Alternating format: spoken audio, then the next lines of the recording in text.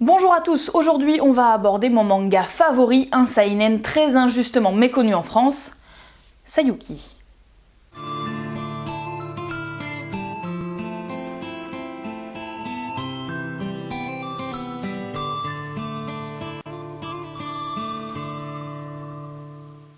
La publication a commencé au Japon en 1997 et il y a aujourd'hui à peu près 25 tomes de publiés, dont 19 seulement en France. À titre de comparaison, Naruto, qui a commencé en 1999, a 72 tomes de publiés.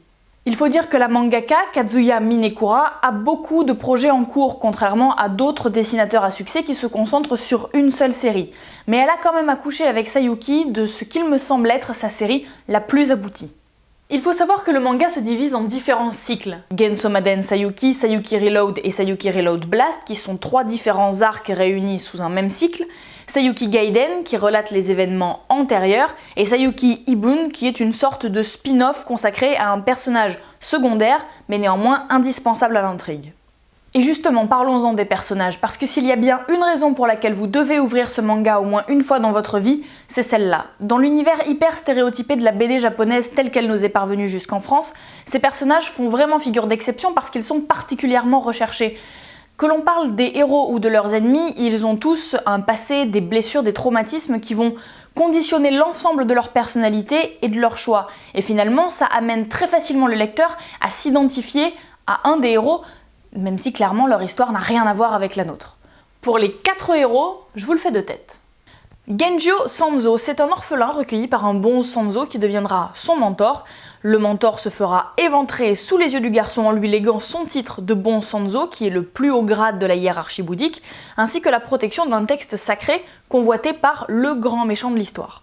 Alors on pourrait s'attendre à avoir là une figure typique de droiture, de volonté, de sagesse, mais non.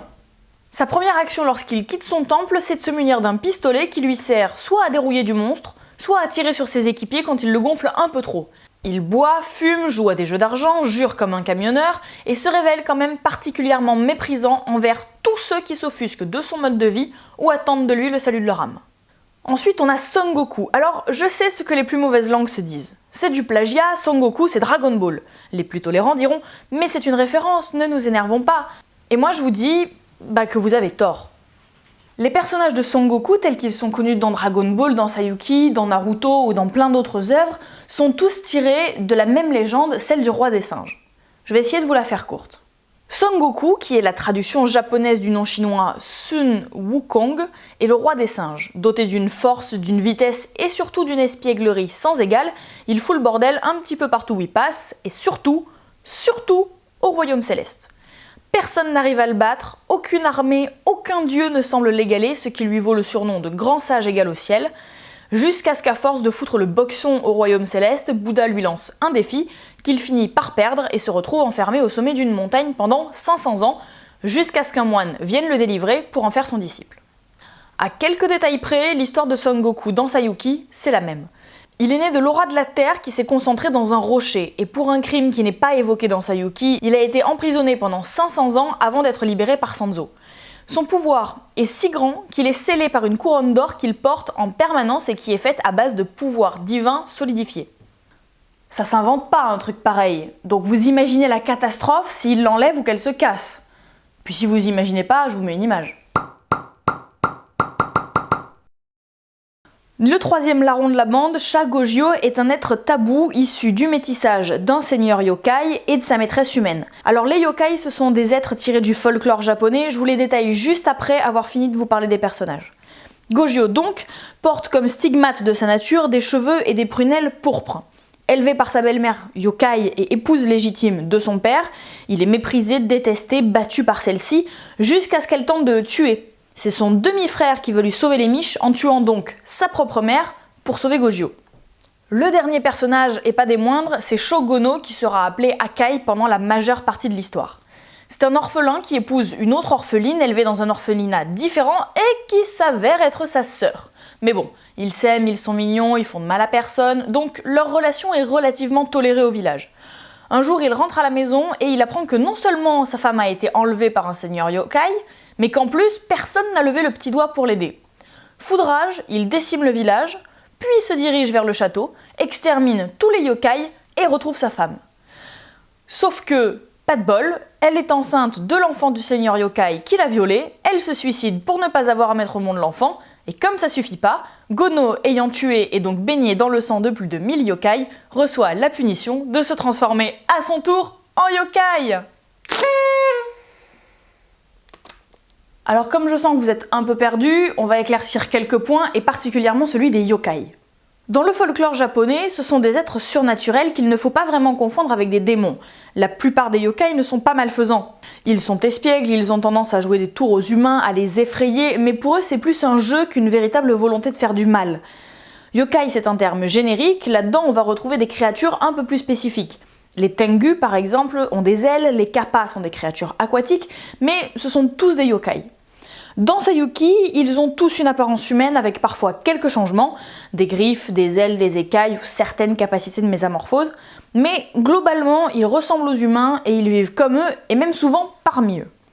L'histoire quant à elle est quand même extrêmement simple. Les humains et les yokai vivent en paix jusqu'à ce que quelqu'un utilise chimie et magie pour ressusciter Gyumao, le démon taureau. Cette tentative de résurrection, ça va amener les yokai à perdre une partie de leur conscience et à attaquer les humains. Les 4 héros sont donc dépêchés par la trinité bouddhique pour traverser le Tengenkyo, trouver le responsable et lui tataner la gueule.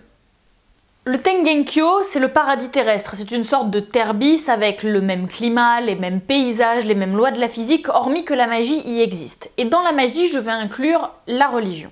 Alors on se calme tout de suite, je n'ai absolument rien contre aucune religion, mais dans cette œuvre, Sanzo a une ligne directe avec la trinité bouddhique, il utilise leur carte de crédit, les dieux font des incursions dans le monde des humains, et certains religieux invoquent des puissances surnaturelles en psalmodiant des textes sacrés.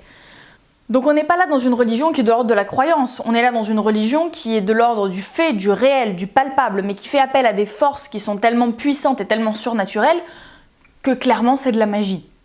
Alors pourquoi ce manga vaut le détour? D'abord pour l'environnement. Personnages, ennemis, background scénaristique, environnement, rien n'a été laissé au hasard. Ensuite pour le rythme, il n'y a pas un seul temps mort. Quand les séries durent, parfois, l'intrigue s'essouffle, le rythme retombe. Là c'est pas le cas, on démarre sur les chapeaux de roue et on ne s'arrête jamais de monter en puissance. Alors en revanche, je vous accorde que les graphismes sont pas des plus simples. L'expression noircir une page n'a jamais été aussi bien appliquée à un manga que pour celui-ci.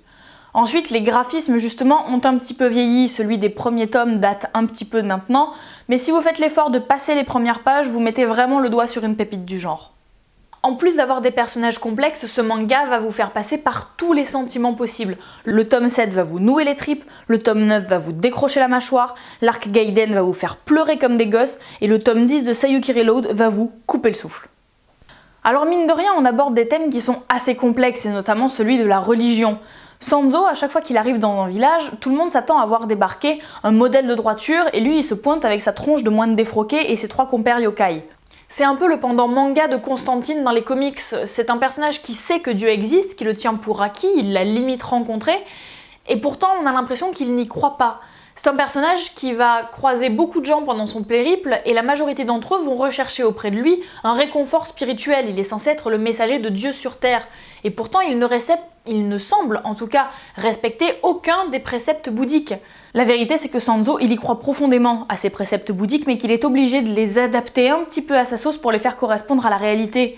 On a un personnage qui passe son temps à être confronté à la mort et au désespoir, alors que la plupart des moines qui sont présentés dans le manga vivent un petit peu en vase clos dans leur temple bien protégé, à l'abri des attaques. Finalement, Sanzo est beaucoup plus proche des préceptes bouddhiques que la plupart des figures religieuses qui sont présentées dans le manga. Et les dieux aussi en prennent salement pour leur grade. La Bodhisattva Kanzeon, qui est quand même l'une des figures les plus importantes du panthéon bouddhique, c'est un personnage qui est omnipotent, omniprésent, omniscient, et qui pourtant n'a aucune conscience du sens des réalités et des responsabilités. Elle passe son temps à les observer de loin, et quand ils se prennent une dérouillée, ça la fait limite marrer. Alors un mot sur Sayuki Gaiden, qui n'est pas publié en France et que pour ma part je me suis procuré au Japon. Si vous avez un jour l'occasion de l'acheter, franchement, prenez-le, même si vous bitez pas un mot de japonais, parce que j'ai jamais vu un manga aussi joliment illustré, et franchement ça vaut le coup de l'avoir dans la collection juste pour le plaisir des yeux. Sayuki Gaiden, ce sont 4 tomes dans lesquels on explore le passé des 4 personnages principaux quand ils vivaient encore parmi les dieux au royaume céleste. Sanzo était alors le neveu de la déesse Kanzeon, Akai était maréchal dans l'armée céleste, Gojio soldat dans l'armée céleste et Goku... Non, Goku c'est exactement le même personnage. Toute l'histoire tient à l'apparition d'un dieu guerrier. En principe, au royaume céleste, personne n'a le droit de donner la mort, pas même l'armée. Donc pour régler les plus gros problèmes, on a besoin d'un dieu guerrier qui va être le seul à pouvoir tuer ses ennemis. Ritoten, qui est un personnage malfaisant à souhait, je veux dire même sa gueule est dégueulasse, va créer littéralement de toutes pièces un être appelé Nataku qu'il va présenter comme son fils et comme étant le futur dieu guerrier. Le problème, c'est qu'exactement au même moment va apparaître de façon totalement naturelle Goku qui lui aussi est un prétendant au titre de dieu guerrier. Sauf que des dieux guerriers, il peut y en avoir qu'un seul. Ça va amener à de très graves tensions au royaume céleste puisque Goku va s'avérer être détenteur d'une puissance absolument démesurée, il va être obligé de fuir, accompagné donc de ses 3 amis qui vont tous mourir les uns après les autres dans des déferlements de courage, de bravoure et surtout des gerbes de sang incroyables. Alors justement, on parle de sang et c'est pour ça que c'est un manga qu'il ne faut pas mettre dans toutes les mains. D'abord, parce qu'il n'y a pas un chapitre où il n'y a pas une remarque graveleuse ou une femme à moitié à poil.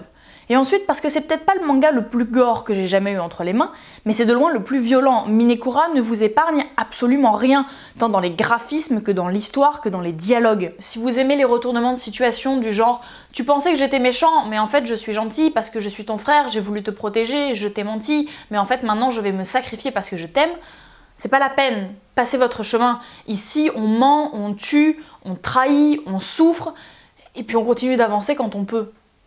Alors il faut crever l'abcès tout de suite, Sayuki a été adapté en animé. Et il est franchement mauvais.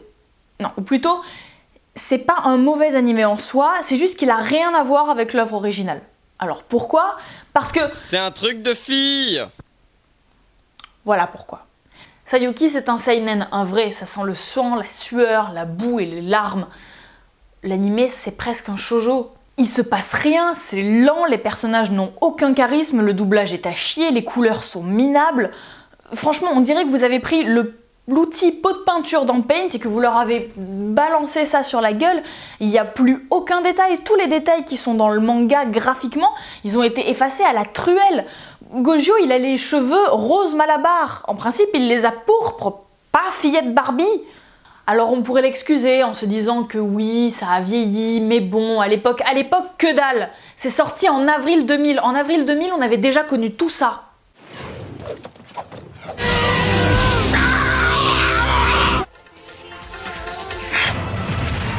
Donc il y a 0 excuse. Je vous en mets 2 à côté pour que vous puissiez être juge.